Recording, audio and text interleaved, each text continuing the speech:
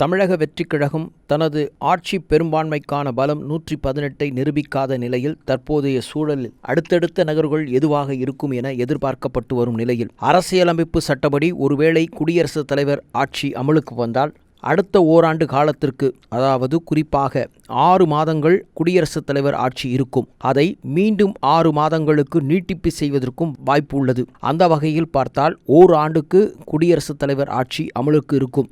அப்படி குடியரசுத் தலைவர் ஆட்சி அமுல்படுத்தும் நிலையில் தமிழகத்தின் ஒட்டுமொத்த கட்டுப்பாடும் குடியரசுத் தலைவர் கைகளில் போகும்.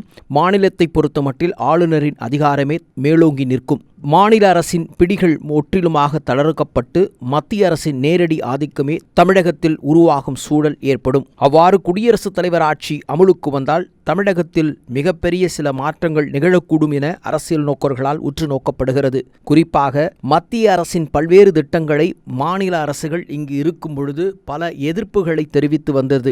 மத்திய அரசு கொண்டு வரும் சில திட்டங்கள் மாநிலத்திற்கு வந்தால் மாநிலத்தின் வளர்ச்சி பாதிக்கப்படும் என்பதான நிலையில் கடந்த காலங்களில் இரு திராவிட கட்சிகளும் தொடர்ந்து ஆட்சி படத்தை அலங்கரித்தபோது மத்திய அரசின் பல்வேறு திட்டங்களுக்கு தடை விதித்ததோடு எதிர்ப்பையும் கடுமையாக பதிவு செய்து வந்தது. ஆனால் தற்போது தமிழகத்தில் ஆட்சி இல்லாத நிலை ஏற்பட்டு குடியரசுத் தலைவர் ஆட்சி அமுலில் வந்தால் நாம் எதிர்பார்க்காத சில விஷயங்கள் எளிதில் தமிழகத்திற்குள் உள்ளே வந்துவிடும் என்று பேசுகிறார்கள், எதிர்நோக்குகிறார்கள் அரசியல் நோக்கர்கள். அதில் ஒன்று புதிய கல்விக் கொள்கை திட்டம், நியூ எஜுகேஷன் பாலிசி. தமிழகம் இதுவரை அந்த விஷயத்தை எதிர்த்து வந்த நிலையில் புதிய கல்விக் கொள்கை மாநில அரசின் தடையின்றி ஆளுநர் மூலம் நேரடியாக அதை அமுல்படுத்துவதற்காகவும் பள்ளிகளில் மும்மொழிக் கொள்கைகளை அமுல்படுத்துவதற்கும் இது ஒரு வாய்ப்பாகவும் அமைவதற்கான பார்வையாக இருக்கலாம். 2. இந்து மொழி திணிப்பு என்ற விவகாரத்தில் தொடர்ந்து திராவிட கட்சிகள் தனது எதிர்ப்பை தெரிவித்து வந்த நிலையிலும் குறிப்பாக திமுக போன்ற கட்சிகள் ஆட்சி அதிகாரத்தில் இருக்கும் பொழுது இந்தி மொழி திணிப்புக்கு எதிராக குரல் கொடுத்து வந்தது. நிர்வாக ரீதியாக மாநில அரசின் பிடியில் இல்லாத நிலையில் தற்போது குடியரசுத் தலைவர் ஆட்சி இருக்கும் பட்சத்தில் மத்திய அரசு அலுவலகங்கள் மற்றும் பொது நிறுவனங்களில் இந்தி பயன்பாட்டுக்கு முன்னுரிமை பெறுவதோடு மாநில கோப்புகளிலும் இந்தி அல்லது ஆங்கிலத்திற்கு மட்டுமே முக்கியத்துவம் வழங்க வேண்டிய சூழல் ஏற்படலாம். கொஞ்சம் கொஞ்சமாக தமிழின் தாக்கம் குறையப்படுவதற்கான சாத்தியக்கூறுகள் அரங்கேறக்கூடும் என எதிர்பார்க்கப்படுகிறது. நீட் தேர்வு விவகாரத்தில் பல்வேறு எதிர்ப்புகளை தொடர்ந்து எடுத்து வந்த மாநில கட்சிகள் நிலைகள் அப்படியே நீர்த்து போன காரணத்தால் தற்போது தமிழக சட்டமன்றம் நிறைவேற்றிய நீட் மசோதா தற்போது கிடப்பில் உள்ள நிலையில் அது அப்படியே கிடப்பில் போடுவதற்கு சாத்தியக்கூறுகள் அதிகம் உள்ளது. அது மட்டுமல்லாமல் மருத்துவ சேவை முழுவதும் மத்திய அரசின் முழுமையான கட்டுப்பாட்டுக்குள் செல்லக்கூடிய சூழலும் அதிகரிக்க வாய்ப்பு. பரந்தூர் விமான நிலையம் மற்றும் சென்னை சேலம் 8 வழிச்சாலை போன்ற திட்டங்கள்லாம் போராட்டங்களின் மத்தியில் ஒடுக்கி வைக்கப்பட்டிருந்த நிலையில் அது எதிர்காலங்களில் எளிதாக நிறைவேற்றுவதற்கான சாத்தியக்கூறுகள் முற்படலாம் எனவும் கருதப்படுகிறது. மத்திய அரசின் தொலைநோக்கு பார்வைகளில் ஒன்றாகவும் தங்களின் நீண்ட நாள் கனவு திட்டங்களில் ஒன்றாகவும் கருதப்படும் ஒரே நாடு ஒரே தேர்தல் பரிசோதனை விஷயத்தை நடைமுறைப்படுத்துவதற்கான சாத்தியக்கூறுகள் அதிகரிக்கலாம் என்றும் எதிர்பார்க்கப்படுகிறது. தமிழகத்தில் நிலவும் இங்கு தொங்கு சட்டசபை சூழலை பயன்படுத்திக் கொண்டு மாநில தேர்தலை தள்ளி போட்டு அதை நாடாளுமன்றத்துடன் இணைப்பதற்கான திட்டங்களின் வாயிலாகும் ஒரே நாடு ஒரே தேர்தல் என்பதற்கான திட்டத்தை எளிதில் கொண்டு வருவதற்கான சாத்தியக்கூறுகளுக்கு களம் அமைக்கும் தளமாக தமிழகம் மாறுவதற்கும் வாய்ப்புண்டு.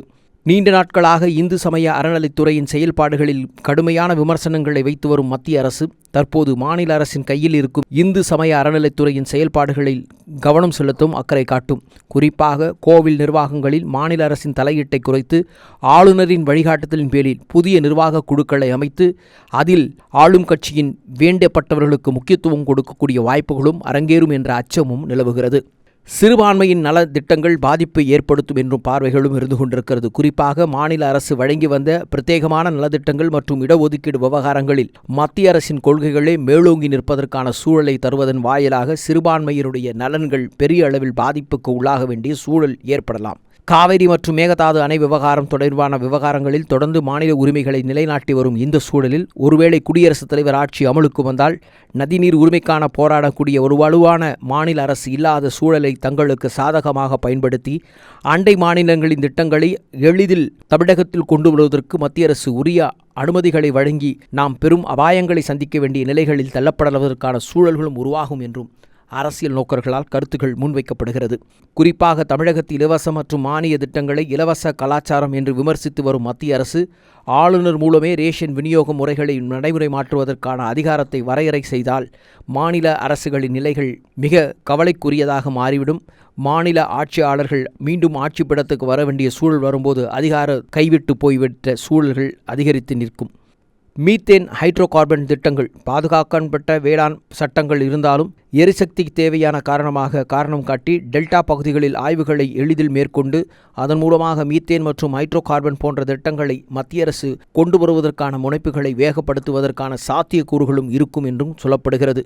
இப்படி மாநிலம் தழுவிய பல்வேறு விஷயங்களில் தொடர்ந்து தன்னுடைய நிலைப்பாட்டை உறுதி செய்து கொள்வதற்கு குடியரசுத் தலைவர் என்பத நிலை ஏற்படும்போது ஆளுநரின் அதிகாரத்தை வைத்து பல்வேறு விஷயங்களை தமிழகத்தில் ஆளுமைக்கு கொண்டு வந்துவிடும்.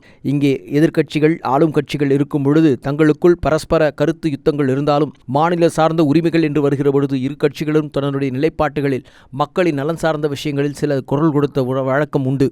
ஆனால் தற்போது குடியரசுத் தலைவர் ஆட்சி அமலுக்கு வந்தால் அந்த வாய்ப்புகள் பறிப்போய்விடும் என்ற கனவுகள் தொலைநோக்கு திட்டங்களும் காணலினாய் மாறிவிடும் என்பதான பதிவுகளும் எதிர்நோக்கி நிற்கிறது.